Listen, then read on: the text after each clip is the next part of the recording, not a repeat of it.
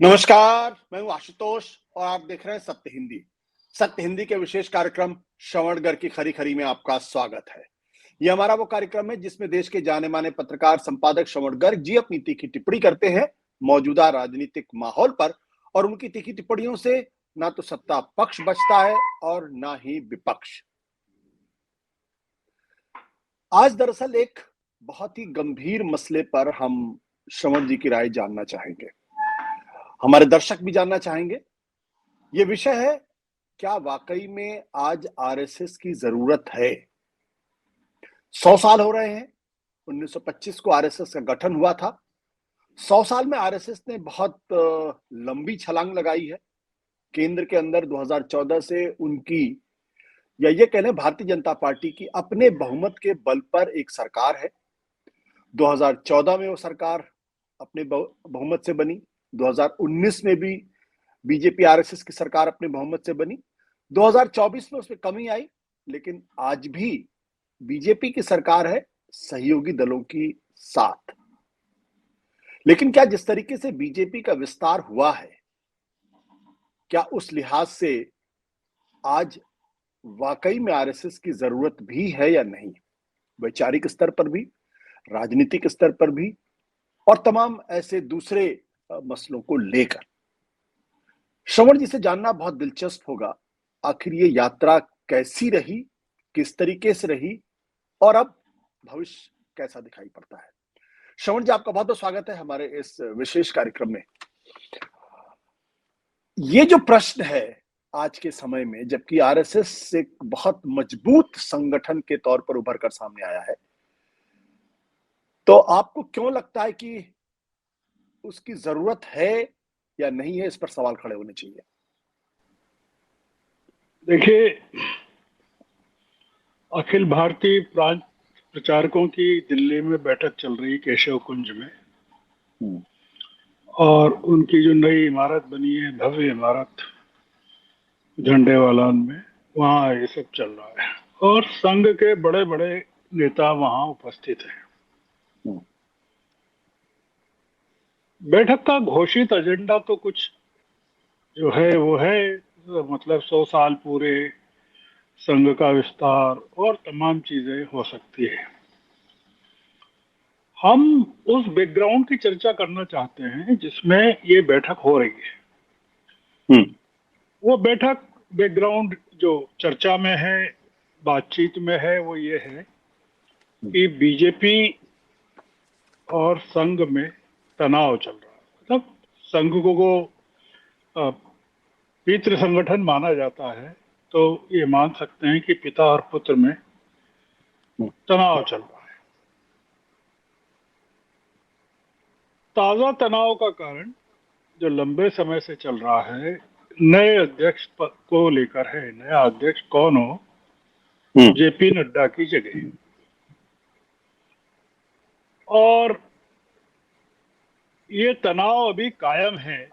इसका प्रमाण ये है कि संघ के जो एक प्रमुख प्रचारक रहे हैं जी, और मोहन भागवत जी के समकालीन हैं, वो नरेंद्र मोदी जी इस समय दिल्ली में नहीं है। संघ का ऐसे ही पहले एक जमावड़ा हुआ था, उसमें भी मोदी जी नहीं थे, अमित शाह जी थे और नड्डा जी थे। अब दो चीजें, एक तो हम कह नहीं सकते कि संघ ने अपनी बैठक की तारीखें, पीएम का विदेश यात्रा का कार्यक्रम, 5 देशों की यात्रा का, वो तय होने के बाद तय किया, तारीखें तय किया। ये है कि मोदी जी ने अपने विदेश यात्रा की तारीखें संघ की बैठक की तारीखों के निर्धारण के बाद तय की, या दोनों की आपसी सहमति से ऐसा हुआ कि आप बैठक करिए, मैं नहीं रहूंगा। जी। देखिए, देश को इस बैठक के मूल एजेंडे की जानकारी नहीं है कि क्या अंदर होगा, अंदर खाने। जैसा आपने भी कहा, 100 साल पूरे हो रहे हैं और संघ अपनी शक्ति का विस्तार करना चाहता है। शाखाएं 50-60 हजार जो हैं उसको लाख तक ले जाना चाहता है। अब ये जैसा मैंने कहा कि ये जिस माहौल में बैठक हो रही है, अगर आप टेलीविजन की चर्चाएं देखें यूट्यूब चैनलों की, तो सबसे बड़ा मुद्दा ये है कि अध्यक्ष कौन होगा नया। पिछले 5 साल से बने हुए हैं नड्डा साहब, उनको 3 साल रहना था, और ज्यादा साल से बने हुए, 6 साल से बने हुए। 1 साल वो अमित शाह जी के साथ रहे, 3 साल अपने रहे, 2 साल ये उनको एक्सटेंशन मिला। तो बहस का मुद्दा ये है कि जो नया अध्यक्ष हो, नया व्यक्ति हो, वो संघ की मर्जी का हो या मोदी शाह साहब की मर्जी का होना चाहिए। हमारी जो आज की बातचीत है उसके मुख्य रूप से 2-3 मुद्दे हैं। पहला मुद्दा तो ये कि अगर बीजेपी को संघ की जरूरत नहीं है तो देश को संघ की जरूरत किस काम के लिए होना चाहिए, ये पहला मुद्दा है। संघ 100 सालों से, आपने भी कहा, बना हुआ है, काम कर रहा है, पर देश ने कभी ये प्रकट नहीं किया या कभी प्रकट नहीं हो पाया कि नागरिकों को उसकी, संघ की वास्तव में जरूरत है कि नहीं है, जनता को। ऐसा कोई मैकेनिज्म अभी तक सामने नहीं आया है। संघ पर 3 बार प्रतिबंध लगे। एक तो गांधी जी की हत्या के बाद जब सरदार पटेल ने लगाया था, फिर उन्होंने लिखित में दिया कि हम राजनीति का काम, राजनीति से दूर रहेंगे। फिर आपातकाल में लगा जी, उस दौरान तो जनसंघ पर भी लगा था और संघ पर भी लगा था। उसके बाद तो खैर जनता पार्टी आ गई तो प्रतिबंध हटना ही था। ये अलग अलग कालखंडों में लगे हैं तीनों प्रतिबंध जो हैं, पर आप नोटिस करेंगे कि जनता ने कोई खड़े होकर आवाज नहीं लगाई कि अरे ये क्या कर रहे हैं आप, संघ पर प्रतिबंध क्यों लगा रहे हैं। ये तो हमारी सांसों के साथ जुड़ा हुआ है। अब बीजेपी ने के अध्यक्ष जो हैं अभी नड्डा साहब, उन्होंने सार्वजनिक रूप से घोषणा कर दी थी, अगर आपको याद हो तो चुनाव के टाइम में, ये लोकसभा चुनाव के टाइम में जब 5वें चरण का चुनाव हो रहा था, तब उन्होंने घोषणा कर दी थी कि भाई हमको बीजेपी, संघ की जरूरत नहीं है बीजेपी को, और संघ अपना काम करे, हम सक्षम हो गए अब जी। अब उसमें नड्डा जी ने जो घोषणा की थी वो अपने खुद के मन की बात तो कही नहीं होगी, उन्होंने मोदी जी के मन की बात ही कही होगी। इतनी बड़ी बात वो उन्होंने कही सार्वजनिक रूप से चुनाव के दौरान, लोकसभा चुनाव के दौरान। देखिए आशुतोष जी, जो गौर करने की बात है कि नड्डा जी ने जो कहा उसको कहे को 1.5 साल होने आया, हो गया। नड्डा जी ने अपने कहे को वापस नहीं लिया है, उन्होंने विड्रॉ नहीं किया है कि हमने जो कहा था वो वापस ले रहे हैं, या उन्होंने संघ से सार्वजनिक रूप से माफी मांगी हो, भाई हमसे गलती हो गई, हमने कहा आपकी जरूरत है हमको। इसका मतलब ये हमको समझना चाहिए कि बीजेपी या मोदी जी या नड्डा साहब या अमित शाह जी एक पार्टी के तौर पर अपने कहे पर कायम है कि हमको, बीजेपी को संघ की जरूरत नहीं है। ये तो जब तक ऑफिशियली विड्रॉल नहीं होता है कहे का घोषित तौर पर, हम ये मान के चल सकते हैं। अब इसका क्या मतलब है कि बीजेपी को जरूरत नहीं है और संघ को बीजेपी की ज्यादा जरूरत है। जी। हम इसका एक इंटरप्रिटेशन ये मानते हैं, बीजेपी के जो महत्वाकांक्षाएं हैं आशुतोष जी, वो पॉलिटिकल है, राजनीतिक है। अब अगर संघ की महत्वाकांक्षाएं भी राजनीतिक हैं, जो कि संघ के उद्देश्यों में वर्णित नहीं है, जो संघ के घोषित उद्देश्य उसमें नहीं है, तो क्या संघ को ऐसा नहीं करना चाहिए कि वो अपने आप को एक राजनीतिक दल में कन्वर्ट कर ले, मतलब प्रॉक्सी के जरिए पॉलिटिक्स करना, उसके बजाय कन्वर्ट कर ले अपने आप को एक राजनीतिक दल में। बीजेपी को तो लोकसभा के चुनाव लड़ना है, केंद्र में सत्ता बनाना है, राज्यों में चुनाव लड़के राज्यों में अपनी सत्ताएं कायम करना है।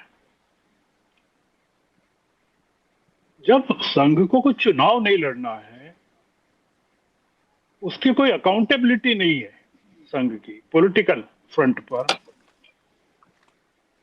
तो उसको पॉलिटिकल काम में, बीजेपी के काम में हस्तक्षेप क्यों करना चाहिए, यह मुद्दा है। अब बीजेपी का अध्यक्ष, हम संघ से अगर पूछेंगे तो वो कह देंगे कि हमारा कोई हस्तक्षेप नहीं है, बीजेपी चाहे जिसको बनाए अध्यक्ष। पर जो हम चर्चा चल रही है उसके आधार पर कह रहे हैं जी। कि बीजेपी का अध्यक्ष संघ की मर्जी का ही क्यों होना चाहिए। एक जो हमारे मन में आता है वो ये आता है कि संघ के जो संस्कार हैं, मतलब बीजेपी तो काफी, मतलब उस तरह से करप्ट हो गई है कि कांग्रेस भी घुस गई उसमें, सभी लोग घुस गए उसमें, पर संघ को हम एक प्योर मानते हैं अभी। तो संघ के संस्कार जो हैं वो कट्टर हिंदूवादी हैं, और जो उसका, उसके प्रचारकों का व्यवहार, रहन सहन, इमारतें, संगठन की समृद्धि और उनके रहन सहन में जो दिखता है वो पूरी तरह पूंजीवादी है। और जो आकांक्षाएं व्यक्त हो रही हैं वो पूरी की पूरी सत्तावादी है, मतलब कॉन्ट्राडिक्शन है संस्कारों में, व्यवहार में और आकांक्षाओं में। मतलब जो नजर आता है वो ये कि संघ का जो उद्देश्य है या निहित स्वार्थ है वो सत्ता पर नियंत्रण कायम करना है। अगर आप साम्यवादी दलों को देखें, खासकर सीपीएम वगैरह का देखें, और जिसके कारण एक एक करके सभी राज्यों से उनकी सरकारें खत्म हो गई, जी। अब एक केरल बचा है। वो मैं इसलिए कह रहा हूं, सीपीएम का उदाहरण दे रहा हूं कि संघ भी, मेरी समझ में, वो बीजेपी के पोलिट ब्यूरो की तरह काम करना चाहता है। जैसे सीपीएम के पोलिट ब्यूरो का अध्ययन करें, अगर वो अड़ंगा नहीं डालता तो ज्योति बसु जो है किसी समय देश के प्रधानमंत्री हो जाते हैं,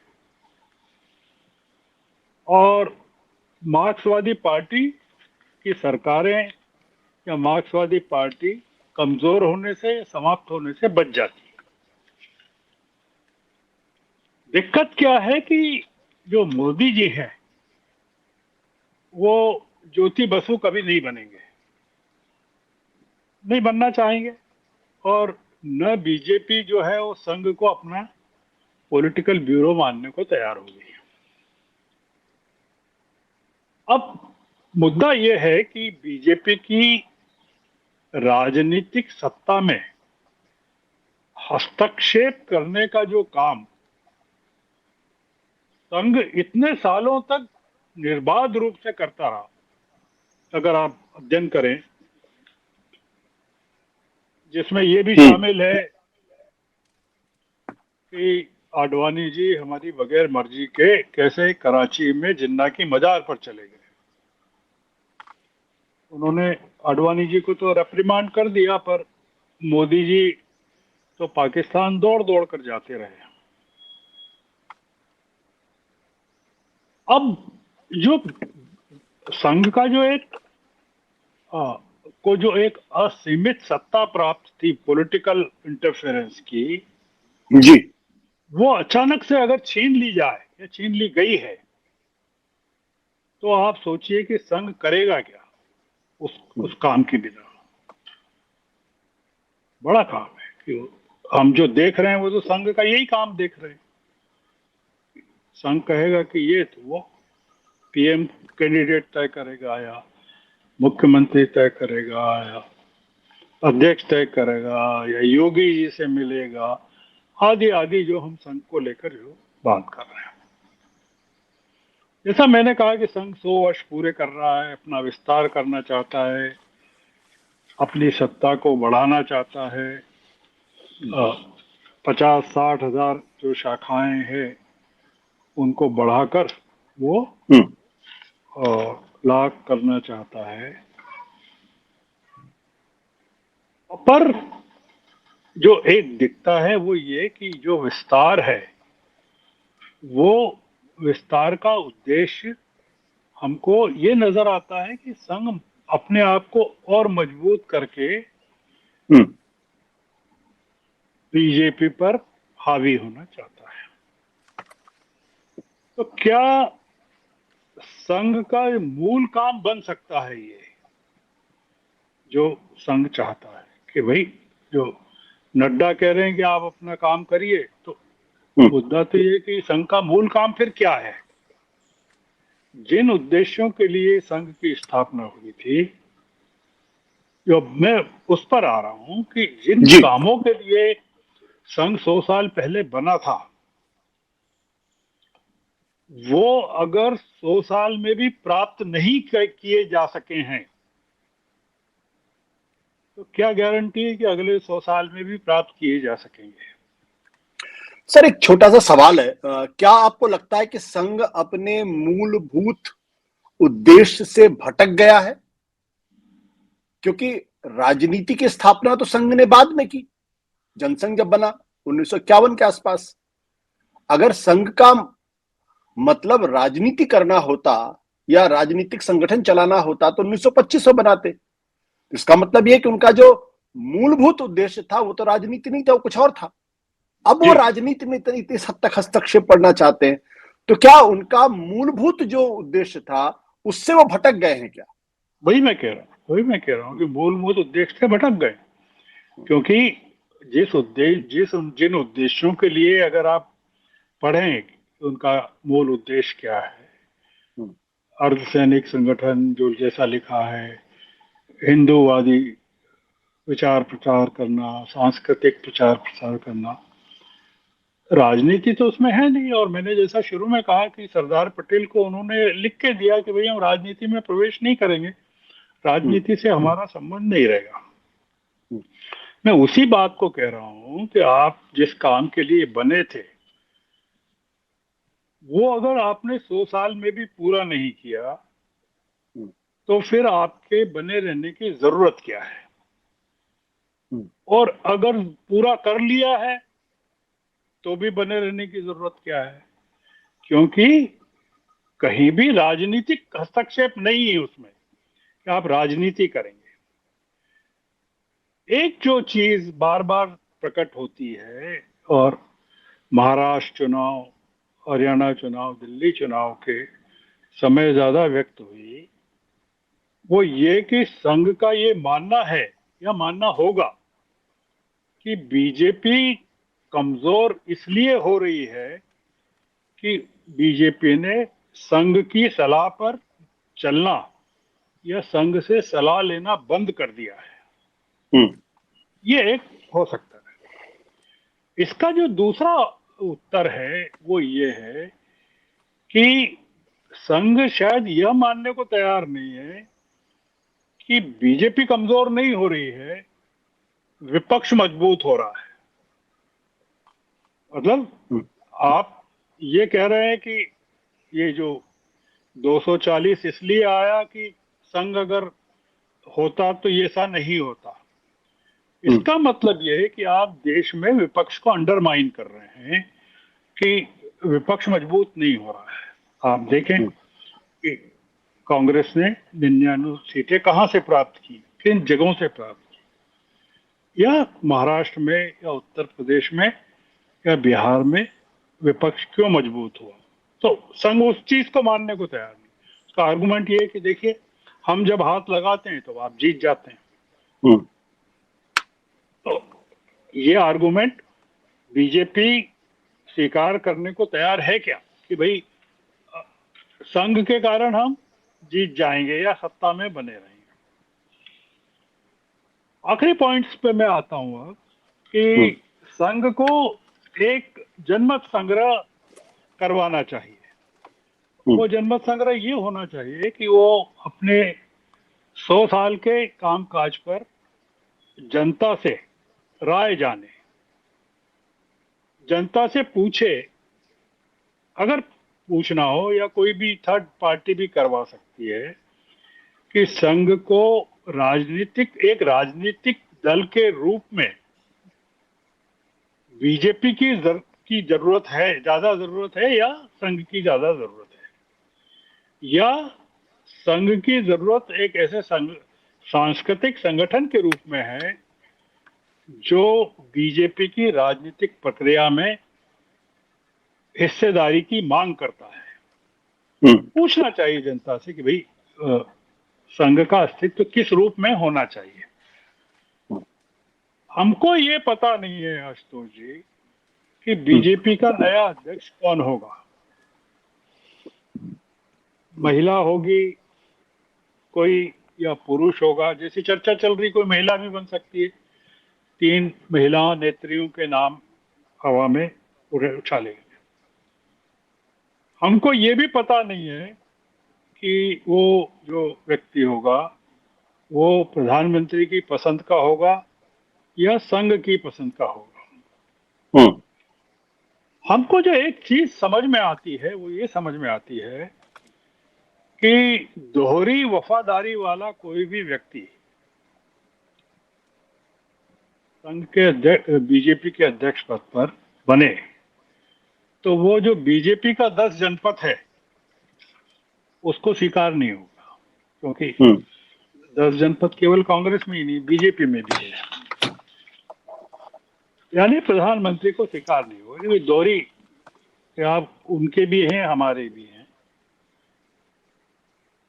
बीजेपी और संघ के जो संबंधों को लेकर जो चर्चा चलती है उसमें जो एक पॉइंट लगातार मिस होता है वो ये है कि ये मामला बीजेपी और संघ के संबंधों का नहीं है, ये मोदी और भागवत के संबंधों का है।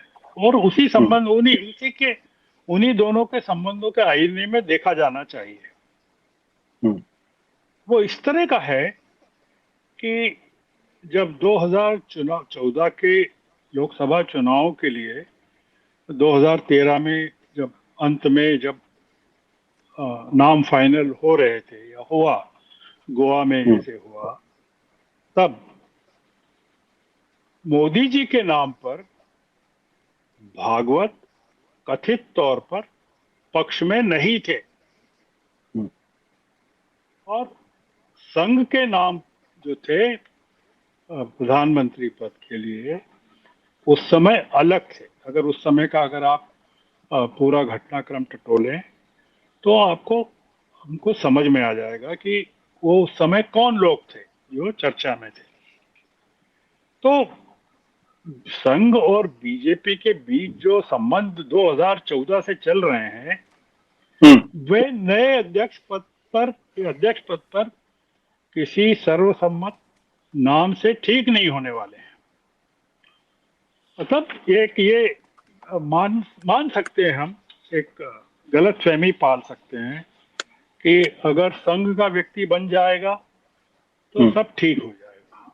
बीजेपी संघ की पसंद का नहीं बना तो बिल्कुल ही ठीक नहीं होगा, पर संघ का बन गया तो भी मेरा ऐसा मानना है कि ठीक नहीं होगा, और सर्वसम्मति से बन गया तो भी ठीक नहीं होगा। हम्म। आखिरी पॉइंट ये है आशुतोष जी कि जो दिल्ली में बैठक चल रही है संघ के विचारकों की, हालांकि हम जो बात कर रहे हैं उससे कोई सहमत तो होगा नहीं, वो बिल्कुल हम्म। ये माना जाएगा कि हम जबरदस्ती आग में घी डाल रहे हैं कि संघ की बैठक चल रही है, तब हम इस तरह की बातें हम्म। यूट्यूब चैनल पर सत्य हिंदी के कर रहे हैं। हम अपनी बात कहना चाहते हैं कि संघ को दिल्ली में विचार इस बात पर करना चाहिए कि अगर बीजेपी को उसकी जरूरत नहीं है संघ की, उस रूप हम्म। में जरूरत नहीं है जिस रूप में संघ चाहता है, तो क्या देश को उसकी जरूरत है क्या? और अगर जरूरत नहीं है उस रूप में, जैसा मैंने कहा कि एक हम्म। जनमत संग्रह करवाना चाहिए जनता से पूछने के लिए कि संघ का क्या रोल है, संघ की क्या उपलब्धि है 100 सालों की, संघ की जरूरत है क्या?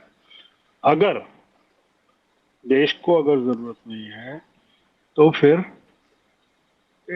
संघ को इस बारे में विचार करना चाहिए कि बजाय एक तनाव लगातार बना के रखने के बीजेपी के साथ या जो सत्ता में है उनके साथ, हम्म।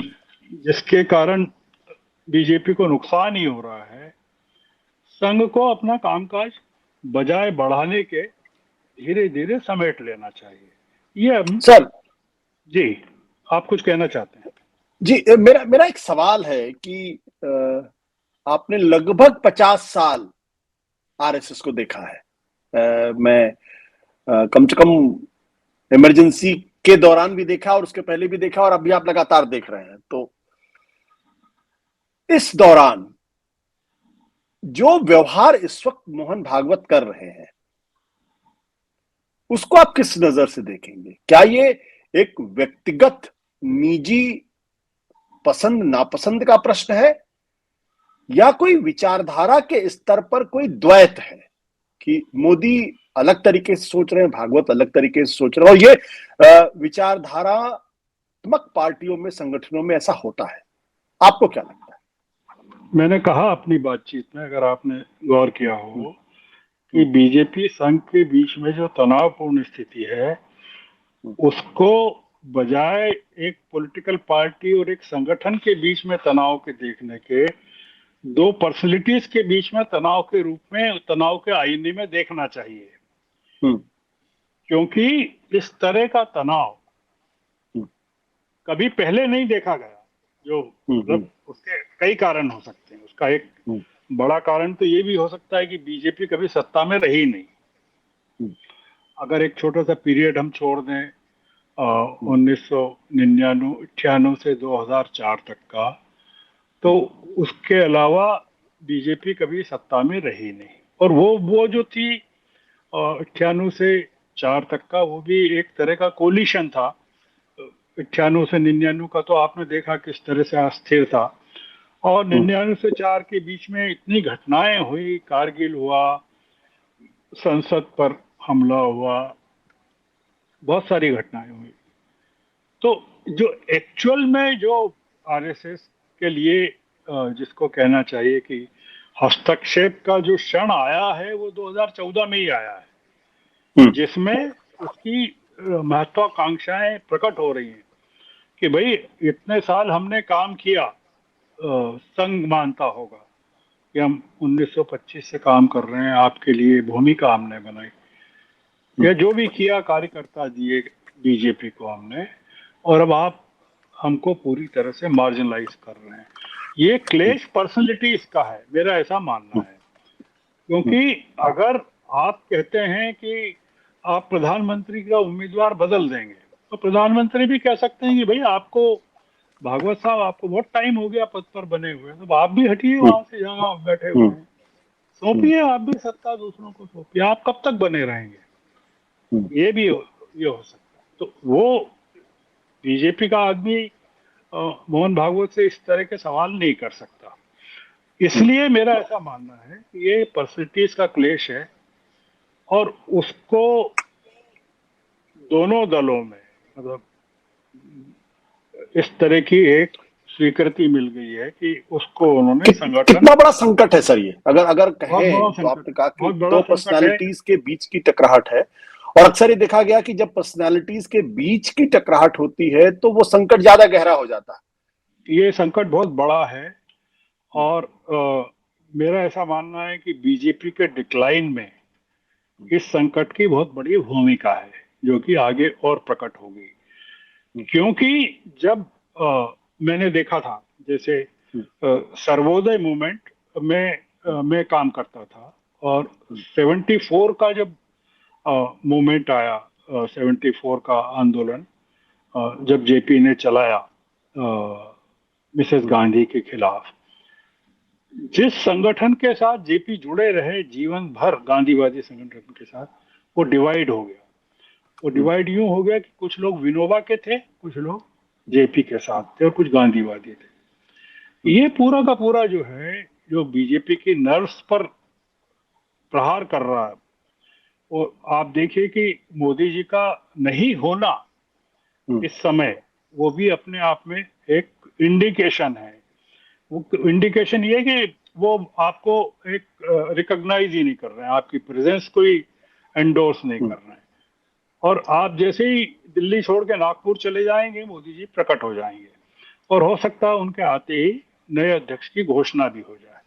तो इसलिए ये ये जितना बढ़ेगा ये संकट उतना गहरा होगा। और इसमें जो इंडिस्पेंसेबल है वो नरेंद्र मोदी हैं। मोहन भागवत डिस्पेंसेबल है, मतलब संघ डिस्पेंसेबल है। इसलिए जो संघ में दरार है वो हमको अभी पता नहीं है कि संघ में कुछ ऐसी दरार है क्या जो इस तरह के कॉन्फ्रंटेशन को एंडोर्स नहीं करती है। जो कॉन्फ्रंटेशन अभी चल रहा है, मान लीजिए कि भाई संघ अगर कहते हैं कि आपको चुनाव जीतना है, आपको सरकार बनाना है, अकाउंटेबिलिटी आपकी है, तो अध्यक्ष आपका होना चाहिए, आप बनाइए उसको, उसको काम उसको लेना है, अध्यक्ष को काम लेना है। तो आपको पावर विदाउट अकाउंटेबिलिटी चाहिए संघ को, और वो नरेंद्र मोदी देने को तैयार नहीं।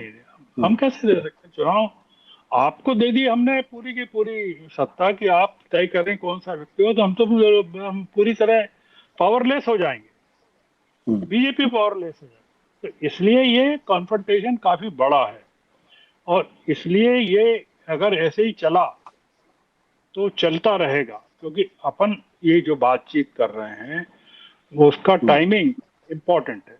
क्योंकि दिल्ली में ये सब चल रहा है, बहस चल रही है कि अध्यक्ष कौन बनेगा, और ऐसे टाइम पे हम एक बातचीत कर रहे हैं कि संघ की जरूरत बीजेपी को अगर नहीं है तो क्या देश को है क्या?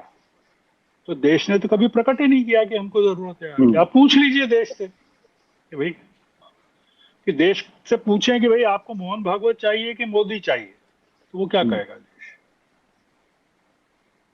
या बीजेपी के वर्कर से पूछ लीजिए, आरएसएस के वर्कर से पूछ लीजिए, नागरिकों से पूछ लीजिए कि संघ चाहिए कि बीजेपी चाहिए, आप नहीं पूछेंगे। तो ये मतलब डिसाइसिव मोमेंट है पॉलिटिकल, जो पूरा का पूरा डिस्कोर्स है उसको एड्रेस करने का। इसलिए हम इस बहस को ला रहे हैं कि आरएसएस जो है देश का जरूरत से ज्यादा वक्त जाया कर रहा है। हम जो कहना चाहते हैं वो बहुत बेवजह एंगेज कर रहा है देश को कि आरएसएस नाम की कोई एंटिटी है, जबकि देश का कोई लेना देना नहीं है आरएसएस से। कि भाई आप एक वनवासियों के बीच में कहते हैं, आप आदिवासियों को, तो वनवासियों के बीच में काम कर रहे हैं, या नॉर्थ ईस्ट में कुछ काम किया होगा आपने, आप करते रहिए कल्चरल अपलिफ्टमेंट का काम। पर आप अगर ये कह रहे हैं कि संविधान में से संशोधन करके सोशलिस्ट शब्द और वो निकाल देना चाहिए, सेक्युलर शब्द निकाल देना चाहिए। तो भाई उसके लिए तो बीजेपी को अपना संविधान चेंज करना पड़ेगा। तो आप पहले बीजेपी का संविधान चेंज करवाइए ना उसे, जिसमें ये दो शब्द हैं। और ये दो शब्द आपने तब नहीं हटवाया जब आपकी हुकूमत थी, 99 से 2004 तक नहीं हटवाए आपने। 2014 में जब आप सत्ता में आए तब नहीं हटवाए। अब आपको अचानक क्या हो गया, जब आपको लग रहा है मोदी जी कमजोर हो गए हैं तब आप उनसे मांग कर रहे हैं?